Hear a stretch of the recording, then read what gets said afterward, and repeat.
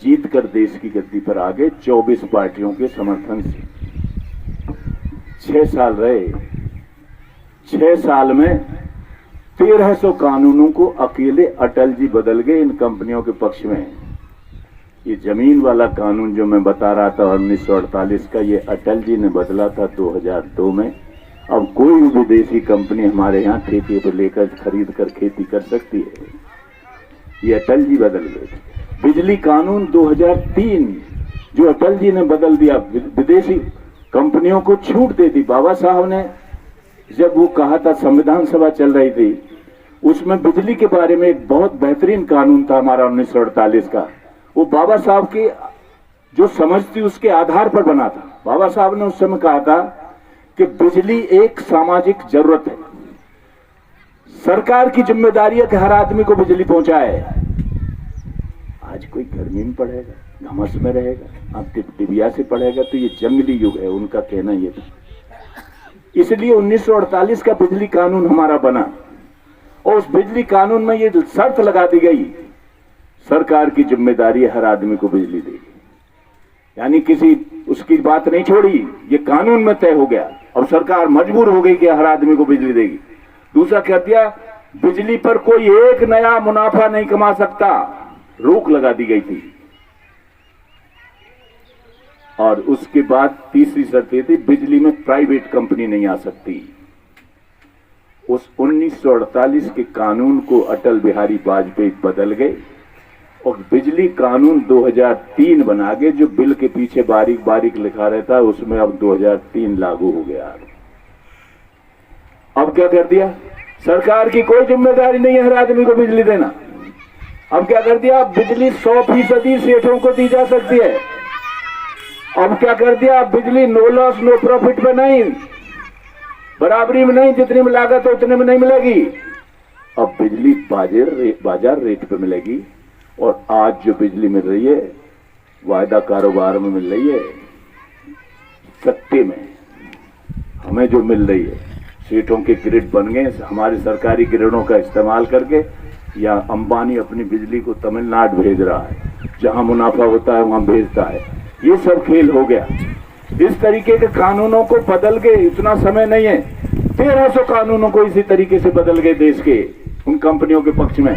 तो ये हिंदू नहीं थे और ना ये हिंदू हैं जो अब हैं। समझना पड़ेगा इसको, अगर ना समझोगे तब तो झेलना पड़ेगा। कोई दुनिया की ताकत बचा नहीं सकेगी हमें, क्योंकि ये अब जो कानून आए, ये समूचा हमला है हमारी खेती पर। और ये हमला किया गया कोरोना के समय, कोरोना के टाइम, जब आदमी की लाशों को पॉलीथिन में बंद करके जेसीबी से गड्ढा खोद के लंबा उसमें फेंक देते थे। उसकी शरीरों की अंग बड़े व्यापार तस्करी हुई है, बहुत बड़े पैमाने पर उनके अंगों की तस्करी हुई है इस पूरे दौर में, कोरोना के में। जब कोई आंदोलन नहीं कर सकता तो उसके खिलाफ आवाज थी। उस समय ये कानून आए साथियों, सावधान हो जाओ। इतनी क्या जल्दी पड़ी थी, क्या उन कंपनियों को इतनी देर हो रही थी यहाँ की खेती पर कब्जा करने का, इन मंडियों पर कब्जा करने के लिए? नहीं, उसने खुलासा बोला। मजे की बात क्या है, खुलासा बोलता है, इस आपदा को मौके में बदल दो, अवसर में बदल दो, कह के बताया है। और वो अवसर किसका है? कंपनियों का अवसर, उनके लिए बदल दिया गया साथियों। और ये खेल हो चुका है। अब आप लोगों के ऊपर है कि बचाया जाए तो अपनी खेती को, अपनी औलादों को बचा लो, और नहीं तो खात्मा है, बहुत बुरा हाल होगा। इसलिए ये जो आप लड़ाई देख रहे हैं, ये निबट क्यों नहीं रही? 3 महीने से ज्यादा हो गए, आमने सामने खड़े हुए हैं, निबट क्यों नहीं रही? ये निपटेगी नहीं। जमीनों पर कोई कब्जा करे, ये तो बेचारा इसलिए लड़ेगा कि अपनी जमीन कैसे बीच में मेड़ डलवा ले, कैसे पूरी जमीन को दे दे उसको, और उसको जो हराम खाता है, आपने देखा होगा जमीनों पे जो कब्जे करते हैं, वो तो जबरिया उसके मुंह हराम लगा हुआ वो आएगा। पूरी दुनिया की जमीनों पे इसी तरीके से विदेशी कंपनी जो कब्जा कर रही है, अडानी अंबानी, ये भी अब दूसरे देशों में अपने इसी तरीके से कब्जा कर रहे हैं, और गरीब देशों में, और हिंदुस्तान के देशों में भी ये हिंदुस्तान में भी ये कब्जा कर रहे हैं। तो इनके तो मुंह खून लगा हुआ है, ये कैसे छोड़ देंगे? तो आमने सामने की टक्कर है। तमाम दुनिया के वो कंपनी साथ है जो इराक में सद्दाम का कत्ल करके वहां के तेल को लूट चुकी है। वो कंपनी साथ है जो लीबिया में गद्दाफी की हत्या करके वहां के तेल को लूट चुकी है। 10 लाख लोगों को इराक में मार चुकी हैं, 10 लाख से ज्यादा को लीबिया में मार चुकी हैं, 10 लाख से ज्यादा को अफगानिस्तान में मार चुकी हैं, और 10 लाख से ज्यादा को सीरिया में मार चुकी हैं साथियों।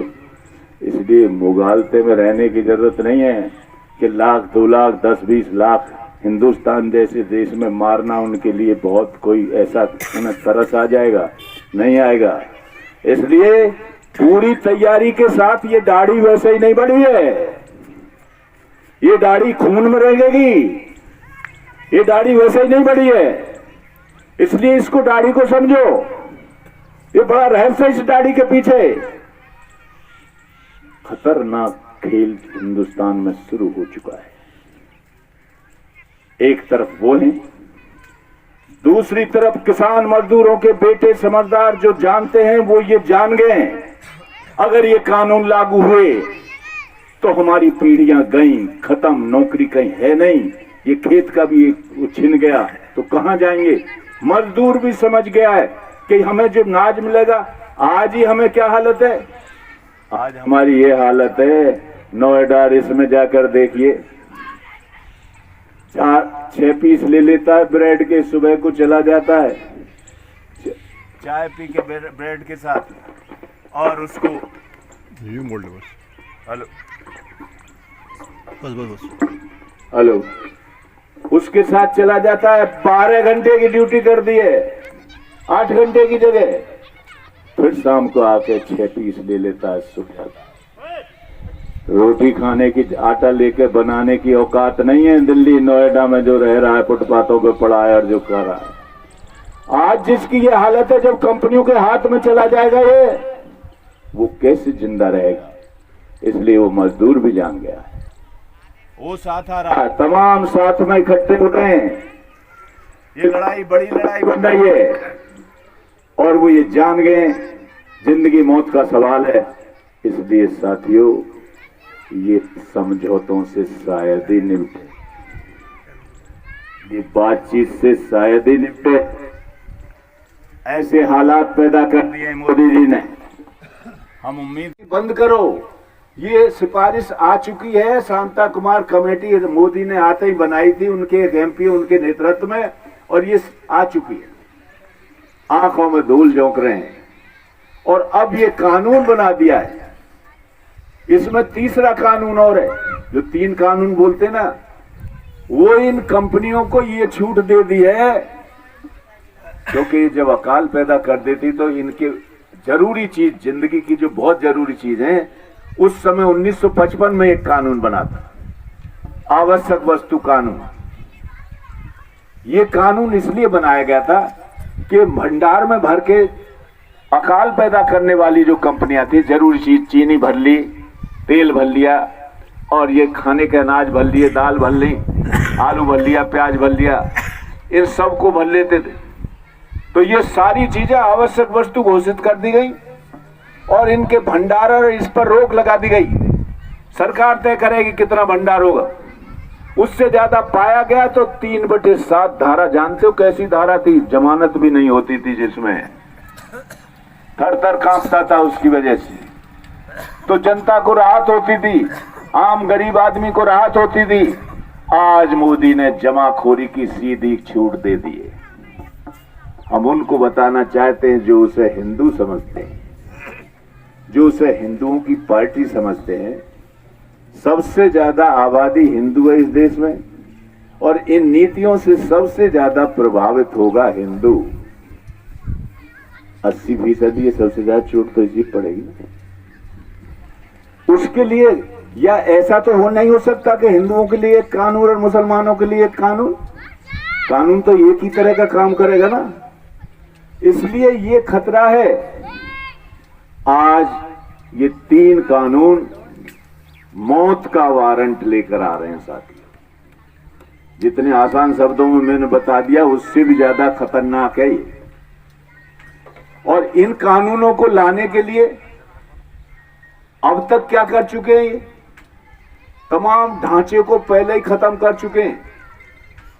जो आजादी के बाद 20 साल तक तो यहाँ वैसे ही पैदा नहीं हुआ था। कुछ बड़े बूढ़े कुछ बैठे होंगे, जानते होंगे, बाहर से अमेरिका को अनाज आता था पशुओं को खिलाने वाला, वो अनाज हम खाते थे। 67 के बाद जब हरित क्रांति का दौर शुरू हुआ, जब ये लगा कि खेती के बिना कारखानों की भी तरक्की नहीं हो सकती, तब खेती में क्या काम किए गए थे? खेती में ये सरकारी खरीद शुरू की गई। खेती में डीजल पर, बिजली पर, ट्यूबवेलों में लगे मीटर हटाए गए थे, ध्यान होगा। सस्ती बिजली दी गई। डीजल की कंपनी जो विदेशी कंपनी थी वो भगा दी गई, अपनी कंपनी बनाई गई। सस्ते में डीजल उपलब्ध कराया गया। इसी तरीके से खाद पर सब्सिडी, सब पर सब्सिडी दी गई, क्योंकि किसान जितने में बनती है ये चीज उतना देगा तो इसका पूर्ति नहीं पड़ेगी। इसलिए वो किया गया। बड़ा पैसा सरकार की तरफ से खेती में लगाया गया। बड़े ब्लॉक खुले, शोध संस्थान खुले, पूसा, पंतनगर, बीजों की खोज शोध हुई। ये सब कुछ हुआ। नतीजा ये निकला, भूखा मरता हुआ देश अनाज के मामले में आत्मनिर्भर हो गया और ये भंडार भरने की हैसियत में हम आ गए। आज पूछो, ये जब भंडार भरने की हैसियत में हम हैं, इसको क्यों देना चाहता है? इसको क्यों बेचना चाहता है? इस देश के साथ इतनी गद्दारी क्यों करना चाहता है कोई?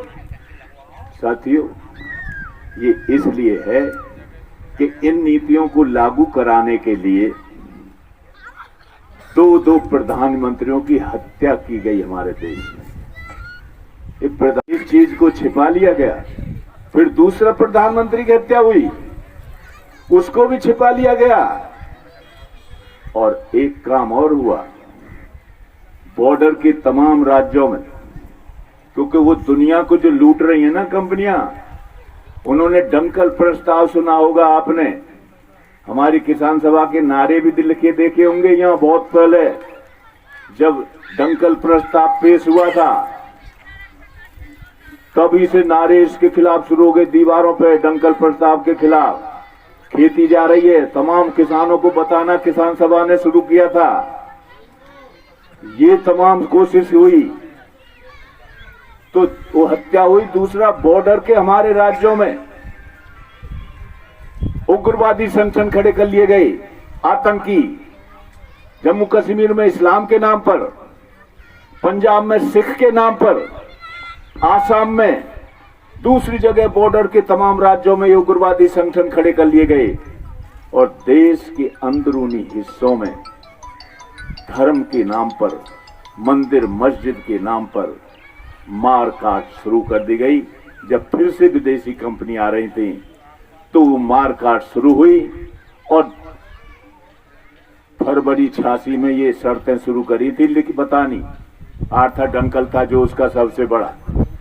फरवरी 1986 में ही मस्जिद के दरवाजे खुल गए थे। ये मिली भगत थी कि क्या बात थी, आप सोचो। और जैसे उसमें से एक रथ निकला, जहां जहां वो रथ चलता गया वहीं खून की लकीर बनती चली गई। और जैसे ही मस्जिद गिरी, 215 शहरों में एक साथ कर्फ्यू लगा। 10,000 बेगुनाह लोग मार डाले गए इसी भारत में। जल्दी जल्दी चुनाव हुए।